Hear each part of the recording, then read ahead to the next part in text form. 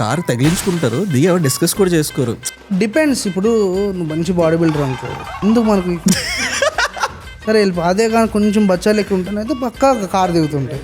Test drive చేసే బండిలో అసలు టెక్నాలజీ కాదు కదా, ఆన్ అయితే సెలబ్రేషన్. అది నాకు ఇచ్చిన కార్ ఎట్లుండే అనుకుంటున్నావు, అప్పుడు మారుతి 800 డోర్కి వెళ్ళి పెట్టింది తెలుసు, మన బాత్రూమ్ పైన లాక్ పెడుతుంది ఇట్లా.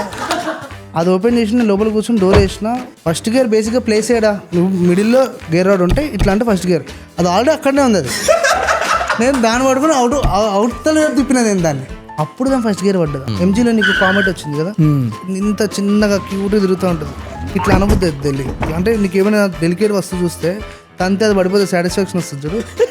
ఇప్పుడు ఈ టాటా సిఆర్ ఈవెంట్లోని ఆటోమేటివ్ క్రియేటర్స్ దాని గురించి చెప్పారంటే ఒక అర్థం. లైఫ్ స్టైల్ క్రియేటర్స్ ఏం చేస్తున్నారు ఈవెంట్లో? నువ్వు ఇక్కడ కూర్చొని నువ్వు అంత ఇరిటేట్ అయితే నేను ఇట్లా కారు ముందు ఉంటా, వెనకకి వెళ్ళి గేట్ డిఫెండర్ ఆగా 12 lakhs మే అంటాడు. అడుక్కు అది మనం చేయలేము. హోటల్ రూమ్లో ఉంటాం కదా, నైట్ అద్దం ముందు ప్రాక్టీస్ చేసిన, అద్దం తుడవాల్సి వచ్చింది అంతసార్లు ఇంకోబుద్ది అయింది అంతే.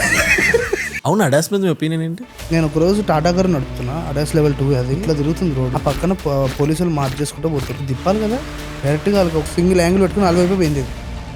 ఏమైనా ఉందా, నేను ఒకవేళ కానీ వెనక కూర్చొని రీల్ తీసుకుంటా ఉంటుంటే డైరెక్ట్గా అందరూ సెట్, మనం లోపల సెట్. అంటే అంత టెన్షన్ పెడుతుంది నీకు అక్కడ సెల్ఫ్గా డెసిషన్ తీసుకుంటే. కార్ ఇన్సూరెన్స్ ఉంటుంది, షోరూమ్లో వణుకుతారు నువ్వు అది తీయమంటే, ఎందుకంటే వాళ్ళు మాక్సిమం మార్జినే దాంట్లో ఉంటుంది. ఆన్లైన్లో దగ్గర 40-50% డిస్కౌంట్కి వస్తుంది. జనాలు సెకండ్ హ్యాండ్ కార్ కొనే ముందు ఏంటంటే ఓడోమీటర్ ట్యాంపరింగ్ జరుగుతుంది, దాన్ని ఎలా అవాయిడ్ చేయాలి?